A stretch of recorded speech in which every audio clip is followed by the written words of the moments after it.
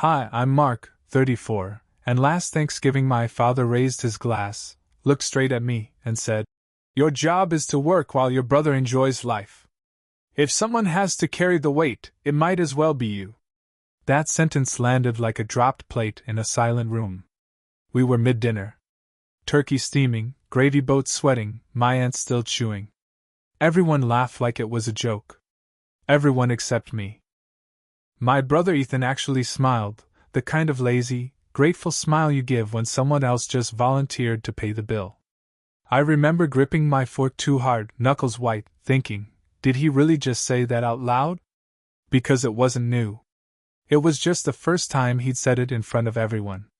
Growing up, Ethan was creative. I was reliable. Ethan quit jobs to find himself. I worked doubles to help with rent. When Dad's business struggled, I deferred college. When Ethan wanted to backpack Europe, Dad called it life experience and asked me for a loan to help him go. So there we were, Thanksgiving, and my father finally summed up my entire existence in one sentence, like it was family policy. I tried to laugh it off. I really did. I even made a dumb joke about charging interest. Nobody laughed at that. Dad just waved his hand and said, "Don't be dramatic. You're built for responsibility. Built for it. Like a mule." Ethan clinked his glass against mine and whispered, "Thanks, man. I owe you." He said it the way people say they'll totally call you sometime. Something in my chest tightened. Not anger yet. More like clarity. Like finally reading the fine print on a contract I'd been signing since I was 12. I looked around the table. My mom avoided my eyes. My cousins stared into their mashed potatoes. No one disagreed with him. No one said, "That's not fair." And that's when I realized this wasn't a joke. It was a declaration. I smiled, lifted my glass, and said, "Yeah. I guess that's what I'm here for." But inside, something shifted. Quietly. Permanently. And I decided this would be the last Thanksgiving where I swallowed it. The rest of dinner tasted like cardboard and resentment. I went through the motions, passed the rolls, complimented the stuffing, nodded at stories I'd heard 100 times. Inside my head, though, I kept replaying my father's words on a loop, like a song you hate but can't turn off. After dessert, Ethan cornered me by the fridge. He was already scrolling on his phone, half listening, half existing. "Hey," he said, "Dad didn't mean it like that. You know how he is." I stared at him. Same hoodie I bought him last year. Same phone plan I paid for. Same calm confidence of a man who had never once wondered how the bills got paid. "How did he mean it?" I asked. Ethan shrugged. "I mean, you're good at this stuff. Work. Responsibility. I'd lose my mind if I had to live like you." "Like me?" I laughed, short and sharp. "Yeah, God forbid." He finally looked up, sensing something off. "Don't get weird about it, man.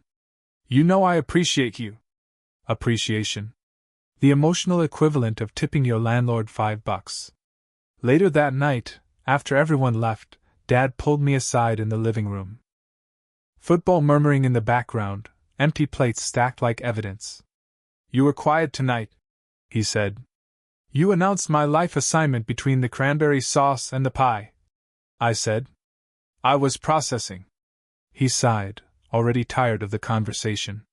"Listen. Someone has to be stable. Ethan's not wired for that. You are. Did you ever ask me if I wanted to be?" I said. That stopped him. Just for a second. Then he smiled, the same smile he used when customers complained at his shop. Calm. Final. "You don't get everything you want, Mark. Family means sacrifice." Funny how sacrifice always seemed to travel in one direction. I went home that night and sat alone in my apartment, the one bedroom I'd stayed in for 6 years because it's practical. I opened my laptop to pay bills and froze. I stared at my bank statements. The transfers. The quiet, automatic support I'd been giving without thinking. Rent help. Emergency money. plane tickets. Temporary, loans that never came back. And for the first time, I asked myself a question I'd never allowed before. What happens if I stop? The thought scared me. Then it excited me. Then it terrified me again. I closed the laptop without paying anything. That's when my phone buzzed. A text from Dad. Ethan's thinking about moving to California. He'll need some help getting started. We'll talk. I stared at the screen, heart pounding. And instead of answering right away like I always did, I set the phone down and went to bed. I didn't sleep. Around 3 a.m., I sat up in bed with that sick, electric feeling in my chest, the one that says something big is about to break, and you're either going to stop it or let it crush you. By morning, I'd made a decision. Not a dramatic one. No speeches. Just a quiet, dangerous one. I wasn't going to rescue anyone anymore. On Monday, Dad called before I even finished my coffee. So, he said, Ethan found a place near Venice Beach. Rent's high, but that's California. He just needs help the first few months. I waited. Let the silence stretch. Mark? He said. I can't, I said. 2 words. That's it. He laughed. Actually laughed. What do you mean you can't? I mean I'm not sending money, I said. My voice sounded strange to me, steady, unfamiliar. I'm done being the backup plan. The line went quiet. You're being selfish, he said finally. This isn't about you. That's when something snapped. No, I said. This has always been about me. My work.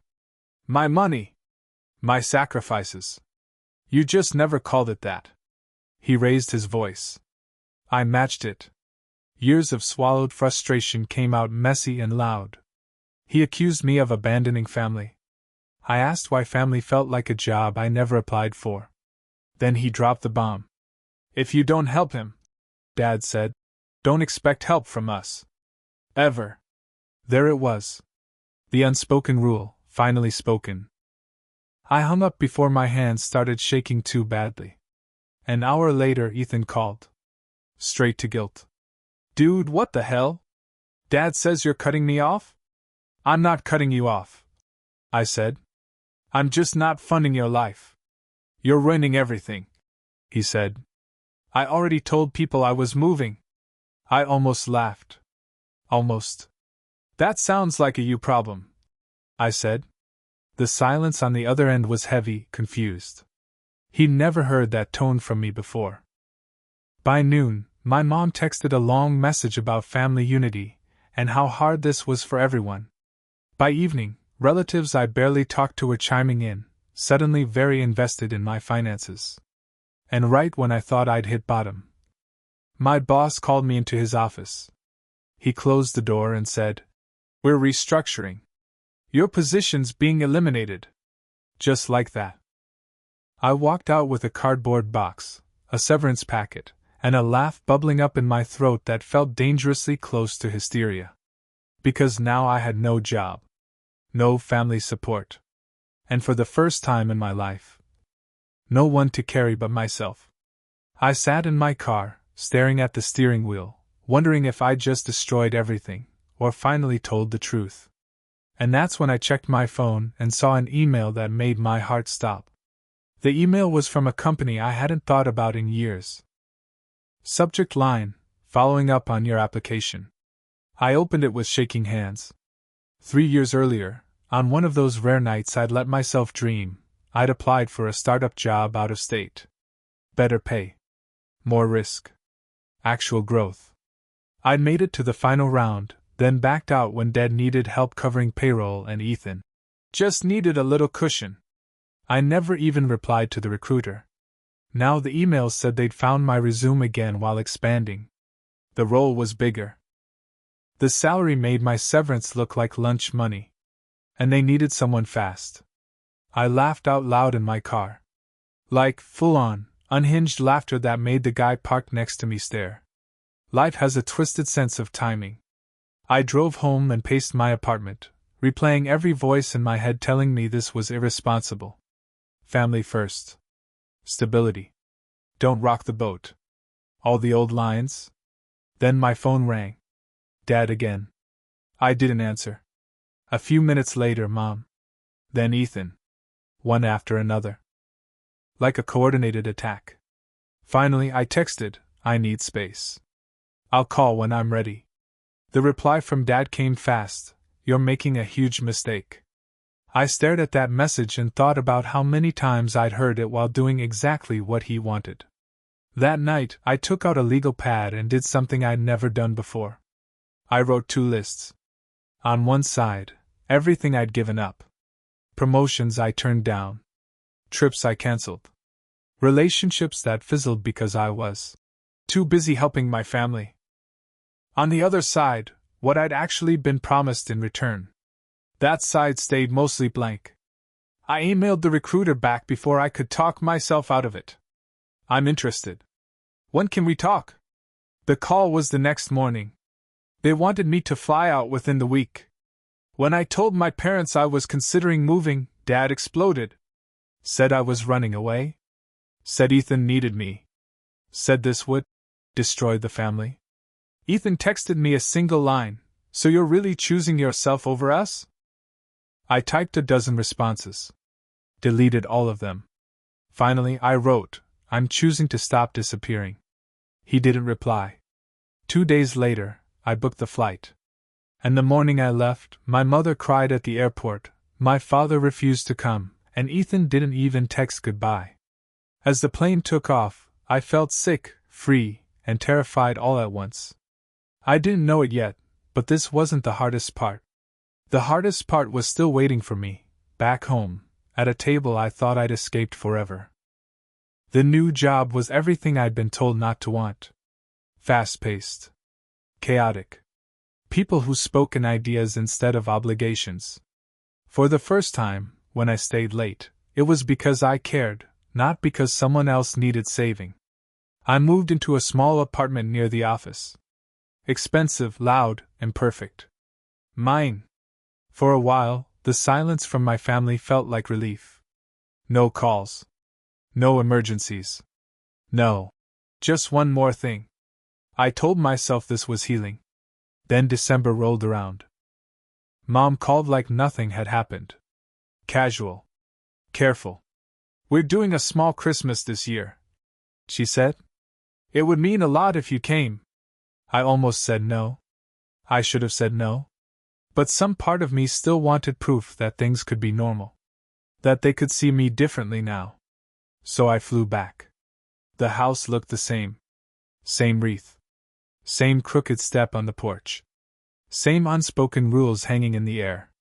Ethan was already there, sprawled on the couch, tan and relaxed. California hadn't worked out. Shocking. At dinner, Dad asked about my job without really listening to the answer. Ethan talked about networking and projects.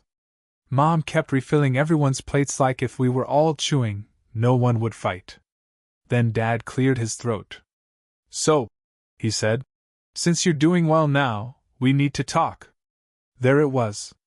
That familiar tightening in my chest. Ethan didn't look at me.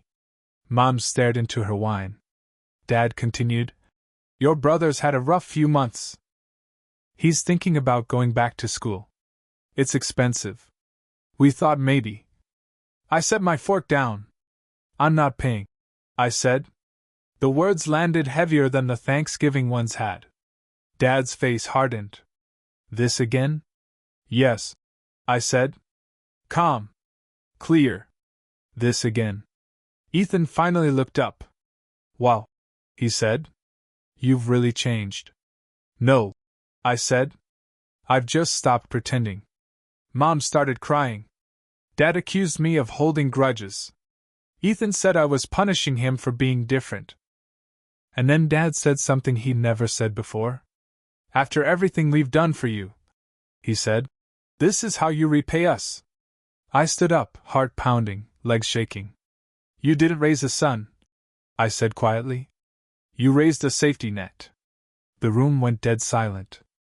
I grabbed my coat and left before anyone could respond. Outside, in the cold, my phone buzzed. A message from my bank. A large transfer had just been initiated from my account. And I knew immediately who it was. I stood on the sidewalk staring at my phone like it had just betrayed me. The transfer wasn't pending. It was completed. A big number. The kind that makes your stomach drop before your brain catches up. I called the bank, hands shaking, voice tight. After 20 minutes of hold music and polite confusion, the answer came back clean and brutal. It was authorized. From my account.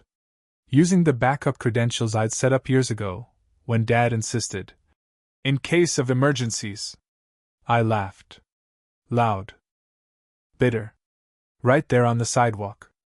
Of course. I'd finally walked away, and they'd reached into the past and pulled the rope I forgot I'd left behind. I drove back to my parents' house. Not to yell. Not to beg. I felt weirdly calm, like I'd crossed some invisible line and couldn't go back even if I wanted to.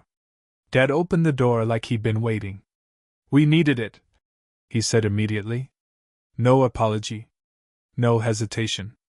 Ethan's tuition deposit was due. You stole from me, I said. He scoffed. Family money isn't stealing.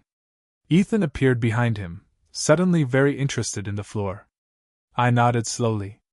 Okay. That seemed to confuse them. I walked back to my car, got in, and sat there for a long moment. My hands weren't shaking anymore. That scared me a little. The next morning, I did 3 things.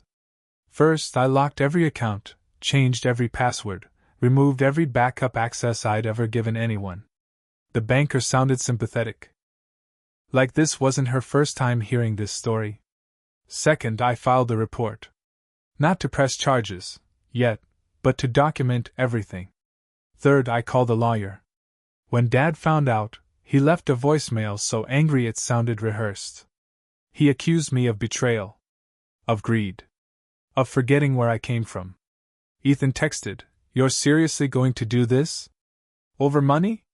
I didn't reply. A week later, I got a letter. Handwritten. From my mother. She wrote about love. About mistakes. About how this family was breaking apart, and how I was the only one who could fix it. I folded the letter carefully and put it in a drawer. For the first time, I didn't feel responsible for repairing the damage. But the real test came a month later, when I got a call I never expected. Dad had collapsed at work. And suddenly, everyone remembered my number again. The hospital smelled like disinfectant and old fear. I stood in the hallway staring at my father through a glass window, tubes everywhere, machines doing the work his body was struggling to remember. For a moment, the anger drained out of me, replaced by something softer and more dangerous, sympathy. Mom clutched my arm the second she saw me. "Thank God you're here," she said, like my presence alone fixed things. Ethan hovered nearby, pale, nervous. No confidence now. No jokes. Just a man suddenly aware that life doesn't always float him to the surface. The doctor explained it was a heart issue. Manageable. Expensive. We sat in the waiting room in silence until Mom finally said it. "We don't know how we're going to cover this." I closed my eyes. Here it was. Not asked yet. Just placed gently in front of me, like a loaded weapon on a table. Ethan spoke up. "I mean, you're doing really well now, right?" I looked at them, really looked. The fear. The expectation. The old pattern already snapping back into place. I took a breath. "I'll help," I said. Relief washed over their faces instantly. "But," I added, "not the way you think." They listened then. "I'll help by making sure Dad gets proper care. I'll help by finding financial counselors. I'll help by setting boundaries so this doesn't destroy everyone involved." Mom frowned. Ethan stiffened. "I'm not paying bills directly," I continued. "I'm not giving anyone access to my accounts. And I'm not sacrificing my future to keep this family pretending nothing's wrong." Dad stirred slightly in his bed, eyes half open. He heard me. I know he did. Ethan scoffed. So there are conditions. Yes, I said. That's what adulthood is. Mom cried again. Dad turned his head away. I stayed long enough to speak with the doctors, coordinate care, make sure nothing was falling through the cracks. Then I left. In the parking lot, Ethan caught up to me. You've changed, he said. Not angry. Not accusing. Just confused. I nodded. So can you. He didn't answer. I flew back to my new life the next morning, exhausted but steady. No guilt spiral. No urge to overcorrect. Weeks passed. Dad recovered slowly. Conversations became shorter. Quieter. More careful. Then, one evening, I got a message from Ethan. Just 3 words. I get it now. And for the first time, I believed him. There was only one thing left to face. Thanksgiving was coming again. Thanksgiving came anyway. I almost didn't go. Old habits die hard, and old wounds remember the address. But something about Ethan's message, I get it now, sat with me. So I drove back, not bracing myself this time, just observing. The house felt smaller. Quieter. Like it had finally stopped expecting me to hold the walls up. Dinner started cautiously. No speeches. No jokes at my expense. Just normal conversation, which somehow felt brand new. Halfway through the meal, Dad cleared his throat. That sound still triggered something in me, but I stayed where I was. I need to say something, he said, staring at his plate. Last year, I said your job was to work while your brother enjoyed life. No one moved. That wasn't a joke, he continued. It was a belief. And it was wrong. He looked up at me then, really looked. You weren't built to carry us. We leaned on you because it was easier than growing up ourselves. Ethan swallowed hard. I thought being free meant someone else handling reality, he said. Turns out that's not freedom. It's hiding. For a moment, I waited for the familiar pull, the urge to reassure them, to soften it, to make it all okay. It didn't come. I'm not angry anymore, I said. But I'm also not going back. Dad nodded. Not agreeing. Accepting. After dinner, I stepped outside onto the porch. Cold air. Quiet street. No weight on my chest. Dad joined me a few minutes later. We stood there without filling the silence. You don't owe this family your life, he said. I know, I answered. That was it. No hug. No dramatic closure. Just truth, finally spoken out loud. The next morning, I left early. No guilt. No knots in my stomach. Just the calm of someone walking forward instead of in circles. Some people think family is who you sacrifice yourself for. I learned something harder. Family is who doesn't ask you to disappear.